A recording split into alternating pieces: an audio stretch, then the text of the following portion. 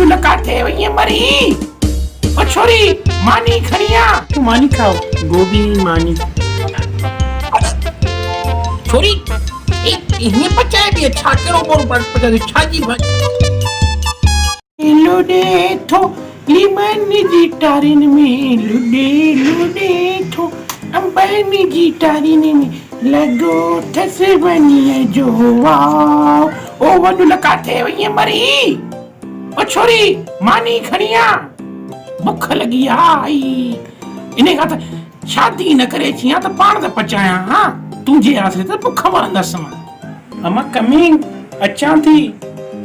हई बुख ते त मुंहिंजूं आयूं बताल थी वयूं हिया आंखे अची तरो लॻो आ। जॾहिं खां हीअ छोरी पढ़णी जी आई आहे त मां टाइम ते मानी न खाधी आहे। सुबुह जी मानी थी खाराए मंझंदि जो, मंझंदि जी मानी थी खाराए शाम जो। वॾी का चोटीअ जी निभागी आई। अचो भला छोरी तू मानी खाओ, गोभी मानी।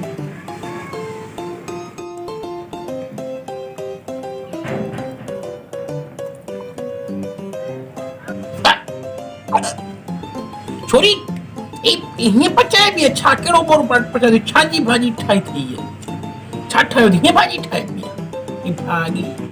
अम्मा ॾिसो अगरि तव्हांखे नथी वणे न त इन मां विडू न कढो, सही आहे। नेक्स्ट टाइम पाण ई ठाहिजो। हा इन भागी कम खां जवाब थी नी कि मुंहिंजो बोर्ड ठहियल नथो वणे त मां छा कयां। ऐं तुंहिंजी मूंखे शक्ल ई कोन थी वणे, मूंखे त तुंहिंजो वजूद हिन घर में पसंदि कोन्हे। मां चवां थी न हलो मां वञा थी अम्मा जे घर, हलो मां निकिरां थी, वञा थी अम्मा जे घर। हिन महिल निकुर, मां चवां थी हिन महिल निकुर। कोन निकिरंदसि, कोन वेंदसि, मुंहिंजो घर आहे इहो, मां न वेंदसि। छो न निकिरंदी आहे?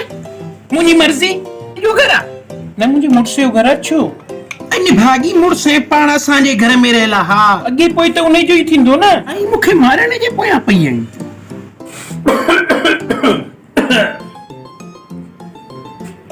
ऐं मास्तर अची वियो छा?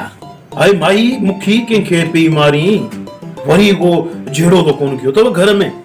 हाँ ऐं कुझु न, मां त इहो धीउ वॾनि खे पे चयो त वाह जी भाॼी ठाही थी, वाह जो गोभीअ जो बोर ठाही थी, मज़ो अची वियो। मां त चवां थी मूंखे बि मारे वई, खाई त ॾिसीस। ॾाढो ज़बरदस्त माशाल्लाह। कीअं थी वॾला? हा मां सही था चओ, वेरी ट्रू। वीडियो ॾिसण जी तमामु घणी महिरबानी। अगरि तव्हांखे वीडियो पसंदि आयो त शेयर कयो दोस्तनि सां, लाइक कयो, चैनल खे सब्सक्राइब लाज़िम कयो त जीअं मां मोटिवेट थी वधीक अहिड़ा सुठा वीडियोस तव्हां लाइ पेश करे सघां।